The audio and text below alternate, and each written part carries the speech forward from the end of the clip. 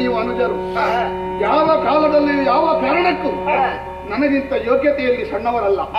ವಯೋಮಿತಿಯಲ್ಲಿ ನಾನು ದೊಡ್ಡವ ಎನ್ನುವ ಕಾರಣಕ್ಕೆ ನಾನು ಪೀಠವನ್ನು ಏರಿದರೂ ಕೂಡ ನನಗೆ ಸಮಬಲರಾದಂತಹ ಸಮಯೋಗ್ಯತೆಯುಳ್ಳಂತ ಪರಾಕ್ರಮವನ್ನು, ವಿದ್ವತ್ತನ್ನು, ಕುಲೋನ್ನತಿಯನ್ನು ಉಳ್ಳವರು ನೀವು.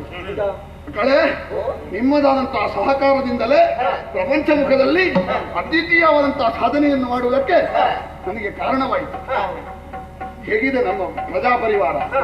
ನಮ್ಮ ಆಳ್ವಿಕೆ ಎನ್ನುವುದು ರಾಜಾಪರವಾಗಿರುವುದಲ್ಲ, ಅದು ಜನಪರವಾಗಿರಬೇಕು, ಪ್ರಜಾಪರವಾಗಿರಬೇಕು.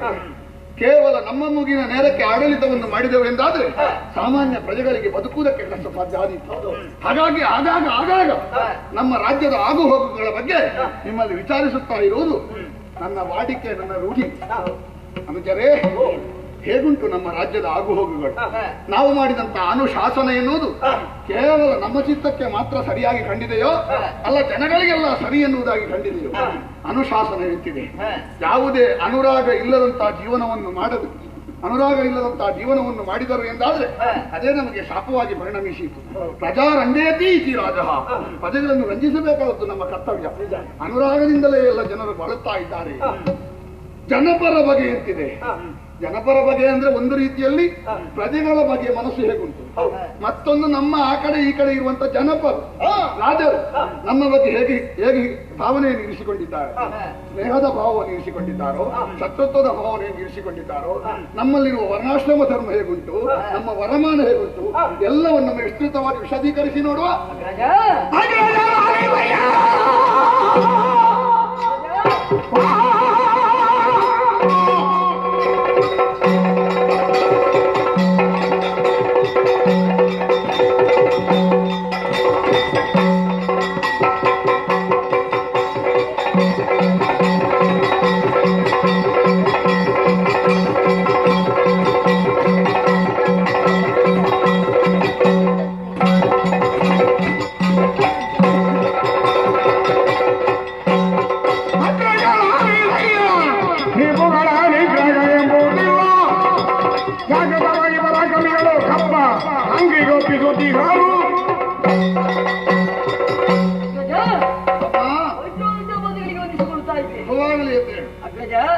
ನಿನ್ನ ಆಡಳಿತದಲ್ಲಿ ಯಾವುದೇ ರೀತಿಯ ಕುಂದುಕೊರತೆ ಇಲ್ಲ ಅಯ್ಯ.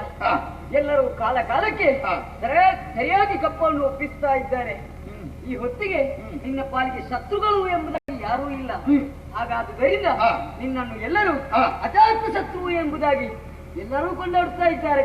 ಹೊರಗಿನ ಶತ್ರುಗಳಿಲ್ಲ, ಆದ್ರೆ ಒಳಗಿನ ಶತ್ರುಗಳು ಯಾರು? ಗುಣನಡತೆ ಸರಿ ಇಲ್ಲದಿದ್ರೆ ಗುಣನಡತೆ ಸರಿ ಉಂಟಾ?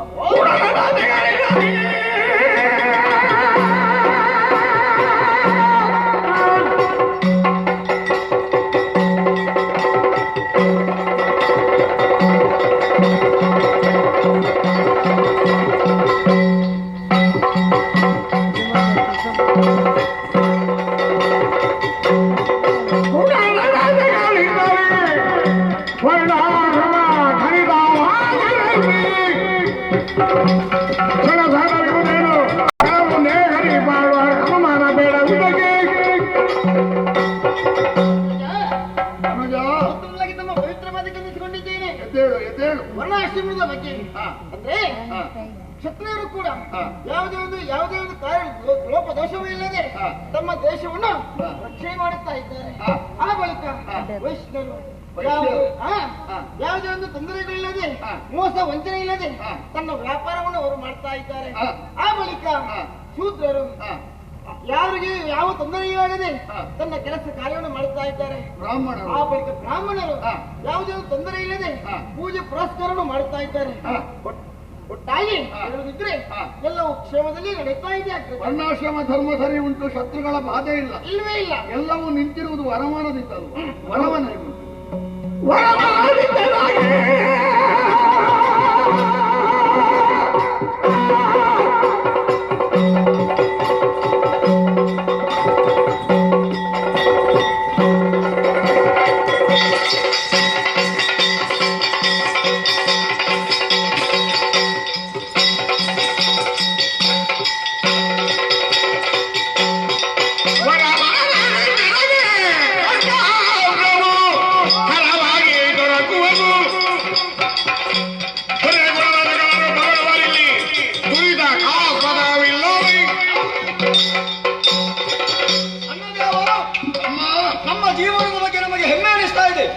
ಒಂದು ಕಾಲದಲ್ಲಿ ಭಾರತ ರತ್ನ ಪ್ರಶಸ್ತಿಯನ್ನು ಪಡೆದವರು ನಮ್ಮ ಅಜ್ಜ ಅಭಿಮನ್ಯು ದೇವರು. ಆ ಬಳಿಕ ಈ ನಾಡು ಸುಭಿಕ್ಷಿತವಾಗಿ ನೆರವೇರಲಿಕ್ಕೆ ಅನುಕೂಲತೆಯನ್ನು ಮಾಡಿದವರು ನಮ್ಮಪ್ಪ ಚಕ್ರೇಶ್ವರ ಪರೀಕ್ಷಿತ. ಆ ಬಳಿಕ ಆ ತಂದೆಯ ಹೆಸರನ್ನು ಚಿರಸ್ಥಾಯಿ ಉಳಿಸುವುದಕ್ಕೆ ಪ್ರಯತ್ನ ಪಟ್ಟವ ನಮ್ಮ ಅಣ್ಣನಾದಂತಹ ಜನಮೇಜಯ ನೀನು ಈ ಕಾಲದಲ್ಲಿ ನಮ್ಮ ನಾಡಿನ ಬಗ್ಗೆ ಯೋಚನೆ ಮಾಡಿದ್ರೆ ನೋಡಂತೆ ಯಾವುದಕ್ಕಾದ್ರೂ ಕುಂದುಕೊರತೆ ಉಂಟಾ? ಇಲ್ಲವೇ? ನಮ್ಮಲ್ಲಿ ವರಮಾನಕ್ಕೆ ಏನಾದ್ರೂ ಕಡಿಮೆ ಆಗಿದೆಯಾ? ನಮ್ಮಲ್ಲಿ ಬೇಕಾದಷ್ಟು ಉಂಟು, ಬೊಕ್ಕಸವು ತುಂಬಿ ತುಳುಕಾಡ್ತಾ ಇದೆ. ಹಾಗೆಯೇ ಸಾವಂತರೆಲ್ಲರೂ ನಮಗೆ ಸಮಯಕ್ಕೆ ಸರಿಯಾಗಿ ಕಪ್ಪವನ್ನು ಅರ್ಪಿಸ್ತಾ ಇದ್ದಾರೆ. ಸಂತೋಷವಾಗಿ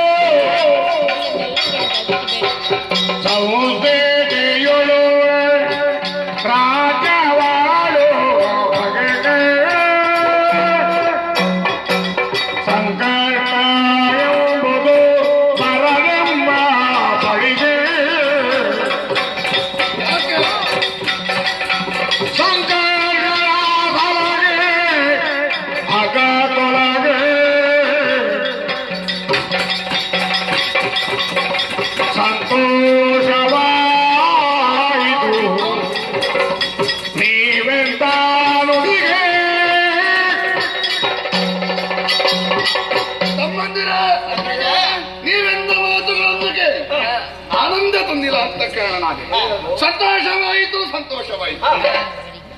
ನಮ್ಮ ರಾಜ್ಯ ಎನ್ನುವುದು ಸುಸ್ಥಿತಿಯಲ್ಲಿ ಉಂಟು. ನಮಗೆ ಅದಕ್ಕಿಂತ ದೊಡ್ಡ ಸಂತೋಷ ಯಾವುದು?